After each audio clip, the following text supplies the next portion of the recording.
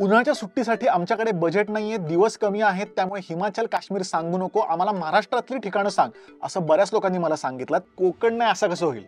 आणि by the way एकही beach तुम्हाला सांगणार नाहीये मी. हे जे ठिकाण आहे ते उन्हाळ्यामध्ये सुद्धा एकदम प्लेझंट आहे.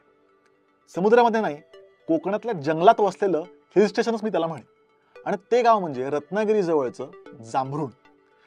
जांभरुण म्हणजे मला तर हे छुपं जगच वाटतं. संपूर्ण जंगलामध्ये वसलेलं गाव आहे. या गावामध्ये आतमध्ये तुम्ही गाडीने फिरू शकत नाही, सगळीकडे पायवाटच आहे. प्रॉपर सेल्फ सस्टेन म्हणतात ना, तशा पद्धतीचं हे गाव आहे.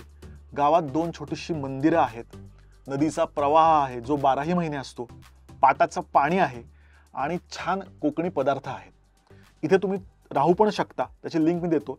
बाय द वे जांभरुणचा म्हणजे खास फक्त जांभरुणचा आपण एक वेगळा प्रॉपर व्हिडिओ केलाय, त्याची लिंक कुठेतरी वरती मी देतो, तो तुम्ही बघावे, तुम्हाला कळेल की ते कसं गाव आहे. खूप प्लेझंट वातावरण असेल. मी तर त्याला कोकणातलं हिल स्टेशनच म्हणतो.